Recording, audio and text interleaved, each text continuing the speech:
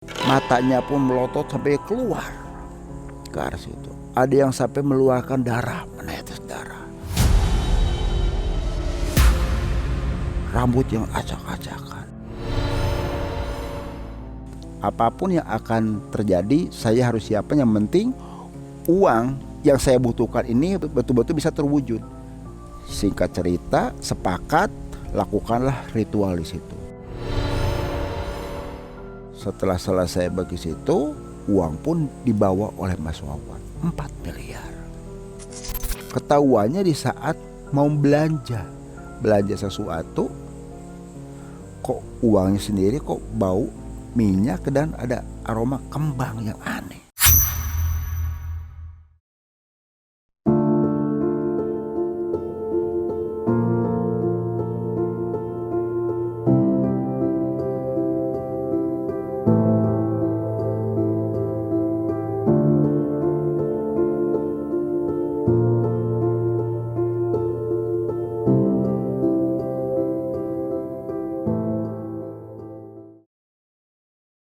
Bismillahirrahmanirrahim. Assalamualaikum warahmatullahi wabarakatuh. Sobat mengulas malam dimanapun ada, di kesempatan malam hari ini Abah sedang berada di Pulau Bali, tepatnya di Pura Dalem, Seririt. Salam rahayu buat sobat mengulas malam. Mudah-mudahan kita semua selalu ada dalam kesehatan dan diberikan umur yang panjang. Di kesempatan malam hari ini Abah akan menceritakan satu kisah yang diceritakan atau dibagikan oleh salah seorang sobat mengulas malam di Bali, yaitu Mas Wawan. Beliau sendiri punya pengalaman di saat lagi jualan sate kambing muda, usahanya bangkrut, pesugihan pun dilakukan demi mendapatkan uang secara instan, itu kisaran sampai 4 miliar. Jangan pernah di skip tayangan video ini supaya tidak gagal paham. Jikalau dari sobat mengulas malam punya cerita mistis, silahkan dikirim ke alamat email kami ini.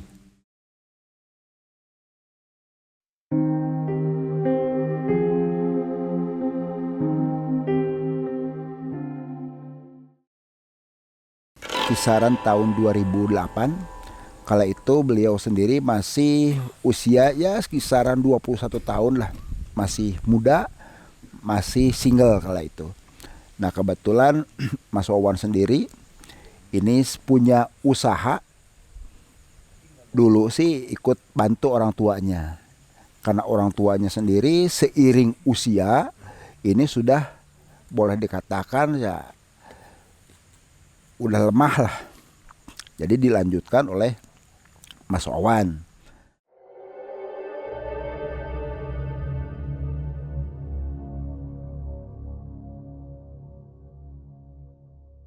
Usaha yang dirintis oleh orang tuanya dilanjutkan oleh Mas Wawan. Ini memang boleh dikatakan bagus awalnya sih, luar biasa. Karena pelanggan-pelanggan yang sebelumnya dibina oleh bapaknya ini terus bertahan. Karena dari kambing muda itu sangat dikenal sekali dari orang tua Mas Wawan sendiri. Seiring perjalanan ternyata ada beberapa kesalahan yang dilakukan oleh Mas Wawan sendiri. Sering banyak tutupnya Mas Wawan itu usahanya. Nggak tahu gimana, namanya anak muda terkadang pegang uang yang begitu banyak, bukannya berpikir panjang. Usaha yang sudah dirintis oleh orang tua dari nol, sudah besar seperti ini, harusnya betul-betul dijaga. Tapi ini malahan yaitu tadi uangnya dihamur-hamurkan gak karuan. 1 bulan itu bisa tutup sampai 1 minggu, 1 bulan coba. Buka 1 bulan, tutupnya bisa sampai 1 minggu. Itu hampir terus-terusan. Lama-lama kepercayaan pelanggan pun ini mulai memudar. Lama-lama pada beralih ke tempat yang lain. Ujung-ujungnya sampai boleh dikatakan lah gulung tikar. Orang tua Mas Wawan pun terus terang saja kecewa melihat sikap anaknya besar harapan sebagai penerus, sebagai generasi penerus untuk usaha dari sate kambing muda ini ternyata tidak bisa dijaga, tidak bisa diberikan amanah ternyata. Setelah usahanya hancur seperti itu, ya habis-habisan dicaci maki. Sampai kondisi seperti itu, Mas Wawan pun ini pergi keluar dari rumah. Dalam benak pikirannya, saya pengen usaha yang baru dan saya akan buktikan kepada kedua orang tua saya bahwa saya itu bisa lagi usaha. Itu yang ada di benak Mas Wawan. Orang tuanya pun ya akhirnya kan mau ultimatum, kamu jangan balik lagi kalau kamu belum berhasil. Sampai di ultimatum seperti itu. Keluar Mas Wawan. Dengan kondisi keluar dari rumah, tujuan bapaknya adalah untuk memberikan satu pelajaran. Supaya apa? Punya rasa tanggung jawab kelak di kemudian hari di saat dia membina satu rumah tangga. Itu sebetulnya. Tapi Mas Wawan kondisinya, namanya orang kalau pikir sudah error itu terkadang mengambil satu jalan pintas, jalan sesat. Dia pernah mendengar ada salah satu seorang dukun lah boleh dikatakan, itu Mas Karjo. Mas Wawan ketemu sama Abah Karjo, menyampaikan niatannya bahwasanya saya akan meminta tolong untuk melakukan satu pesugihan. Di situ Mas Wawan diterima tentunya oleh Abah Karjo tadi. Dengan catatan kamu nanti harus menyiapkan tumbal. Nah, Mas Wawan sendiri mengatakan bahwa saya siap nantinya, saya siap. Apapun yang akan terjadi saya harus siapkan, yang penting uang yang saya butuhkan ini betul-betul bisa terwujud.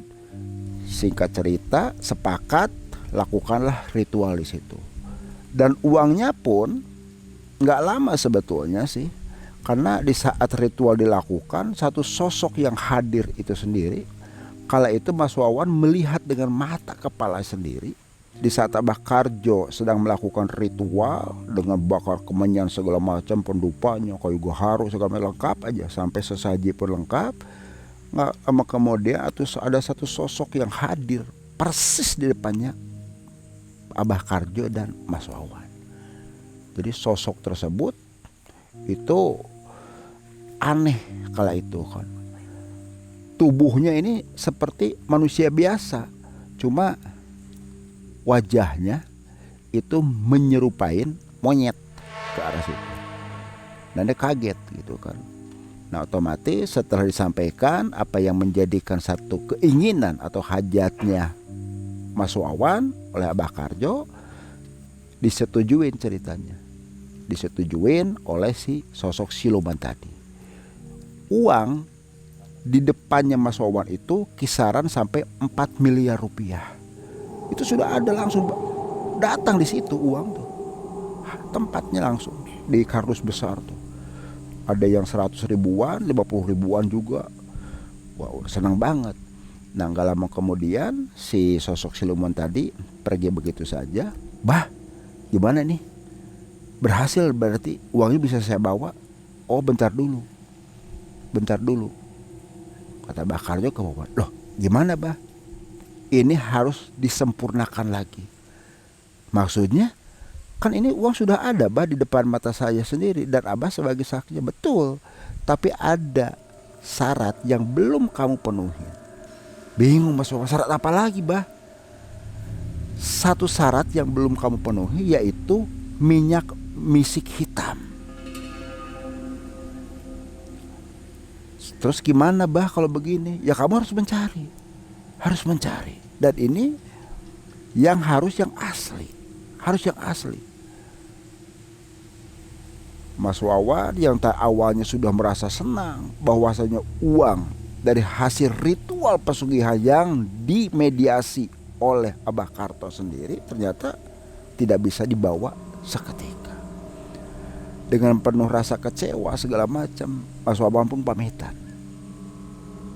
Bah, siap Bah, saya akan mencari minyak misik hitam yang menjadi syarat terakhir.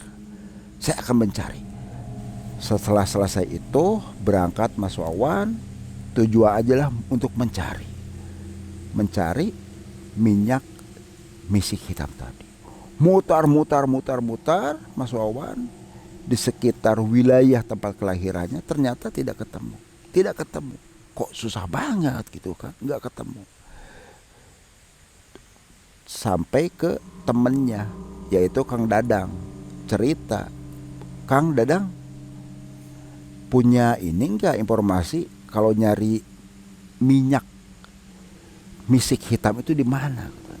Nah, ternyata Kang Dadang memberikan gambar, oh ada. Diberikanlah alamatnya di daerah yaitu Jawa Timur. Berangkat Mas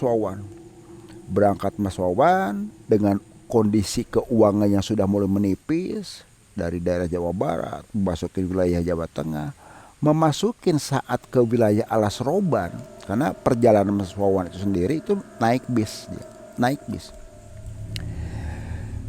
Berangkat kala itu sih menjelang maghrib memasukin wilayah Alas Roban itu kisaran hampir jam 9 malam. Hampir jam 9 malam, apa yang ada dilihat oleh Mas Wawan selama perjalanan, para penumpang sebelah kanan maupun kiri itu yang awalnya seperti manusia biasa, ternyata dilihat oleh mata Mas Wawan itu adalah satu sosok makhluk yang aneh menurut Mas Wawan. Ada yang mukanya rata, yang sampai matanya pun melotot sampai keluar ke arah situ. Ada yang sampai meluarkan darah, menetes darah. Rambut yang acak-acakan. Itu mendekati Mas Wawan semua, hampir mendekati Mas Wawan. Selama perjalanan, begitu mengucapkan astagfirullahaladzim, ternyata apa yang dilihat oleh Mas Wawan, makhluk-makhluk yang begitu aneh, berubah lagi menjadi manusia biasa. Itu satu keanehan. Waktu memasuki wilayah Alas Roban terlewati segala macam sampai ke wilayah Semarang, memasuki mulai Gresik, nah mulai masuk ke wilayah Jawa Timur sampai ke daerah yaitu Alas Purwo tadi. Turun Mas Wawan, dicari namanya itu Bapak Kasdi. Pak Kasdi dicari-cari, ketemu. Sampai ke tempat Pak Kasdi bahwasanya saya mau meminta ataupun mantu meminta media namanya yaitu minyak misik hitam. Ditanya sama Mas Kasdi sendiri, untuk apa sampean minyak tersebut? Diceritakan sama Wawan dari A sampai Z tadi, bahwasanya salah satu media untuk menyempurnakan uang goib supaya bisa digunakan. Ternyata jawaban dari Mas Kasdi sendiri, kalau minyak hitam misik hitam ini di sini terus terang aja ada. Cuma yaitu tadi, kamu tidak bisa secepat ini dan tidak bisa dadak, butuh proses yang cukup lama. Udah gini aja, batalkan yang itu, batalkan. Abah akan memberikan buat kamu sesuatu yang mudah, yang gampang, tidak perlu ribet urusannya, persyaratannya nggak ribet lah. Karena kebutuhan Mas Wawan yang sangat mendesak segala macam, terjadilah satu kesepakatan. Sampai ritual pun dilakukan oleh Mas Wawan, dibantu oleh Mbah Kasdi tadi. Selesai dilakukan ritual, ternyata Mas Wawan tega menumbalkan yaitu musuhnya sampai ke arah situ Mas Wawan, dan terwujud. Setelah selesai bagi situ, uang pun dibawa oleh Mas Wawan, 4 miliar. Uang yang begitu banyak didapatkan, 4 miliar pun, itu ternyata ada yang mengetahui Mas Wawan nggak rapih dalam membawa uang tersebut.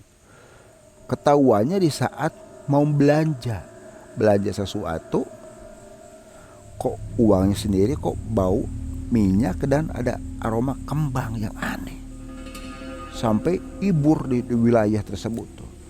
Ibur segala macam, geger bahwasanya ini ada uang aneh. Dan kebetulan Mas Wawan pun ini dicurigai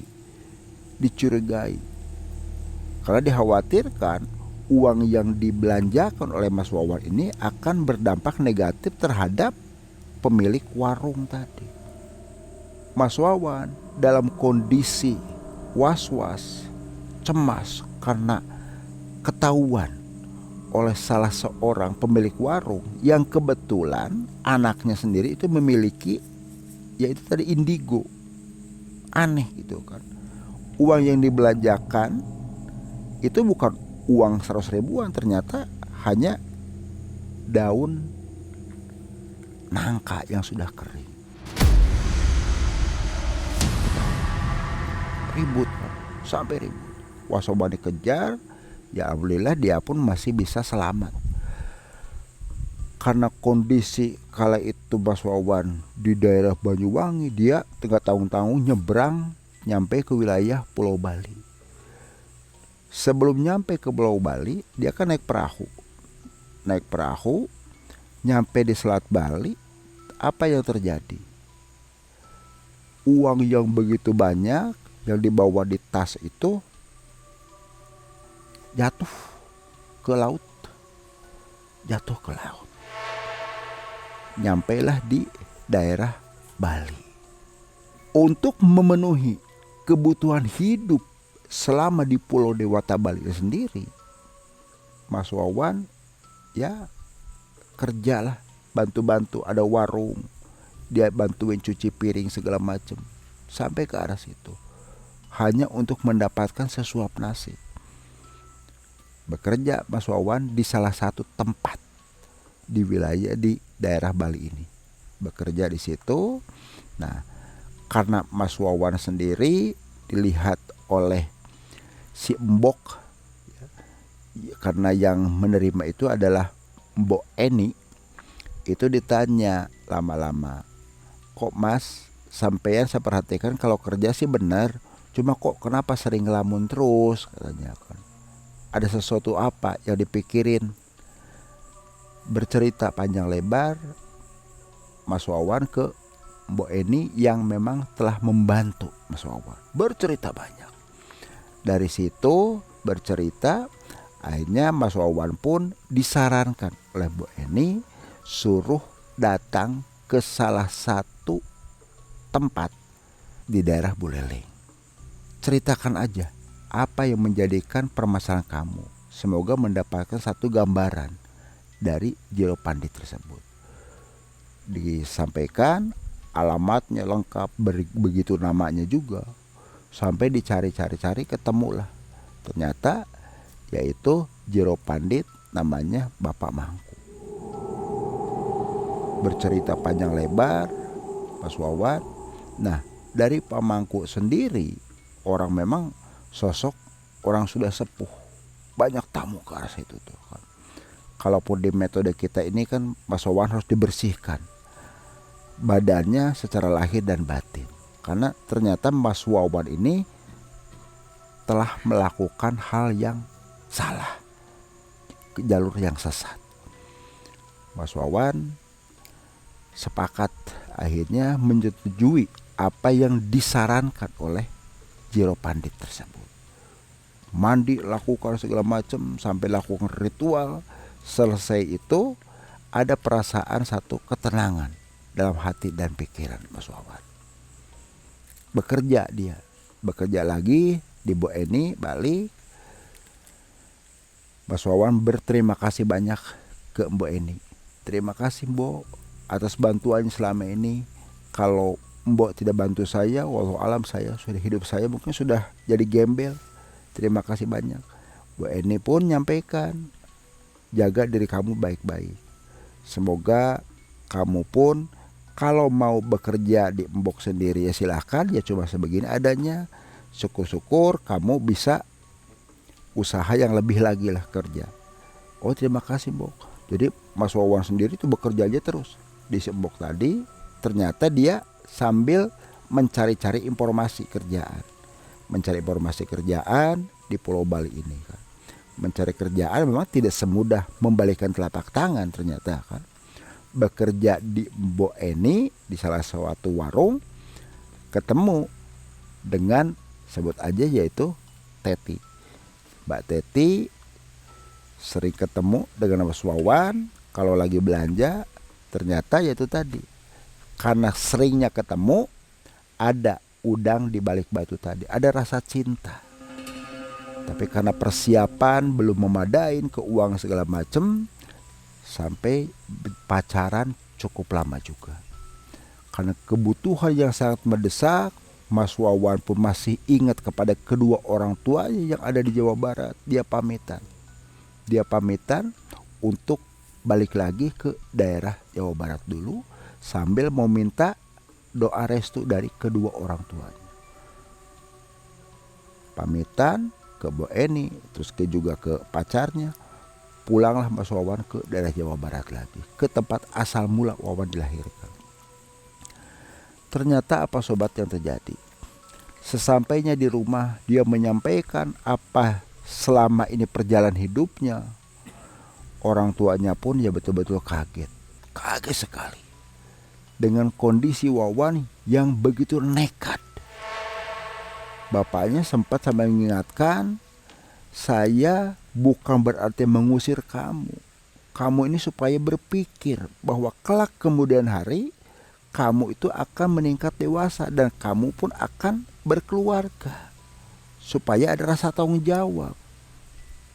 Orang tua mana yang akan tega melihat anaknya lontang-lantung segala macam? Kok kamu sampai senekat itu, Wan? Kata orang tua Wawan ke Wawan. Wawan pun menangis, menyesali apa yang telah terjadi. Setelah lama kemudian Wawan minta maaf, dia pun mau berangkat lagi ke Bali tadi. Tapi apa yang terjadi? Ternyata malam harinya Mas Wawan lagi tertidur, dia kehadiran satu sosok makhluk, tubuhnya ya itu tadilah seperti manusia, tapi ke atas itu monyet.